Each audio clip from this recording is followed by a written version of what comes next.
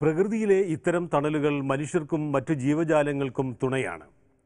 മനുഷ്യൻ പ്രകൃതിയെ സംരക്ഷിക്കേണ്ടതില്ല, നശിപ്പിക്കാതിരുന്നാൽ മതി. പ്രകൃതിയിലെ ചില കാഴ്ചകൾ ഇങ്ങനെ.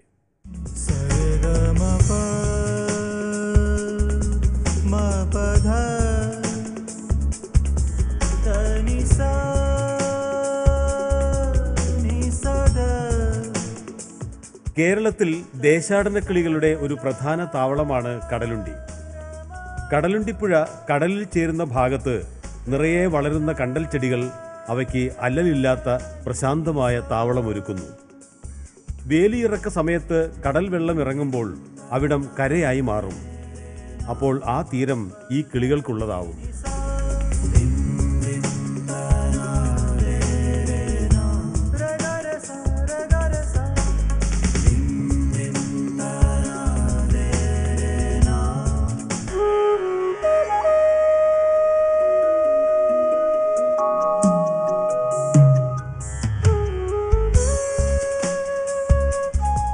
ഇംഗ്ലീഷിൽ ബ്ലൂ ടൈഗർ എന്ന് വിളിക്കുന്ന ഈ പൂമ്പാറ്റകൾ ദേശാടനക്കാരാണ്. വയനാട്ടിൽ നിന്നും നിലമ്പൂരിലേക്കുള്ള വഴി ഇവരുടെ ദേശാടന പാതയുമാണ്. ഹിമാലയത്തിൽ വരെയുണ്ട് ഇവർ. തെക്കേ ഇന്ത്യയിൽ പലയിടത്തും തെക്കുകിഴക്കൻ ഏഷ്യയിലും ഇവരെ ധാരാളമായി കണ്ടുവരുന്നു.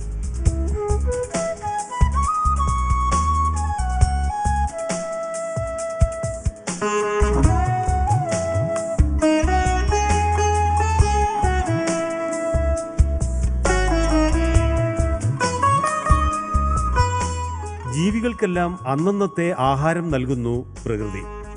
മരങ്ങളും സസ്യങ്ങളുമൊക്കെ വെട്ടിമാറ്റുന്ന മനുഷ്യർക്ക് ഇവരുടെ വിശപ്പിനെക്കുറിച്ച് ചിന്തിക്കേണ്ടതില്ല. ഇവിടെ ഇതാ മരങ്ങൾ കയറിയിറങ്ങിയുള്ള അലച്ചിലിനിടെ കണ്ടെത്തിയ തൻ്റെ കൂട്ടാളികൾ ആരോ തിന്നു ബാക്കി വെച്ച ഒറ്റ മാമ്പഴത്തിൻ്റെ അവശേഷിച്ച ഭാഗം കൊണ്ട് വിശപ്പ് മാറ്റുകയാണ് ഈ അണ്ണാൻ.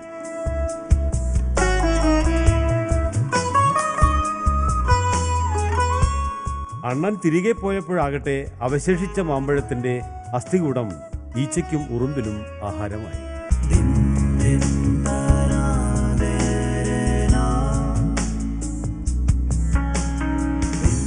മഴ തകർത്തു പെയ്യുമ്പോൾ വവ്വാലുകൾ ഇങ്ങനെയാണ്.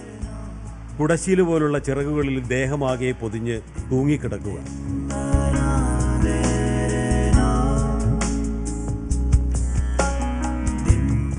മഴ മാറി.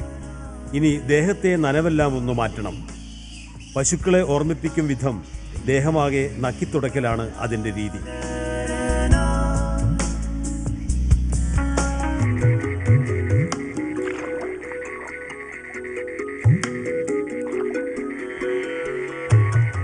മഴ പെയ്തു തുടങ്ങിയാൽ തവളകൾക്ക് പ്രത്യുത്പാദനത്തിൻ്റെ കാലമായി.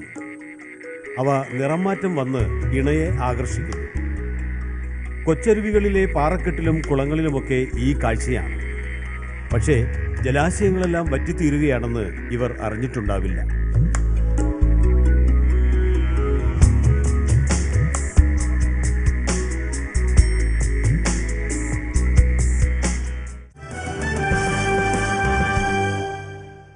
പ്രകൃതിയുടെ ഇത്തരം നിർദോഷമായ കാഴ്ചകൾ ഇനിയും അനേകം വർഷങ്ങൾ ഉണ്ടാവട്ടെ. പുതുവർഷത്തിലും പ്രകൃതിയുടെ സാന്ത്വനങ്ങൾക്കായി നാം കാത്തിരിക്കുകയാണ്. പ്രിയപ്പെട്ട പ്രേക്ഷകർക്ക് പുതുവത്സരാശംസകൾ. കേട്ടതും കണ്ടതും ഇനി അടുത്ത ആഴ്ച ഇതേ ദിവസം ഇതേ സമയം. ഞങ്ങളുടെ വിലാസം Asianet news, housing board junction, Thiruvananthapuram.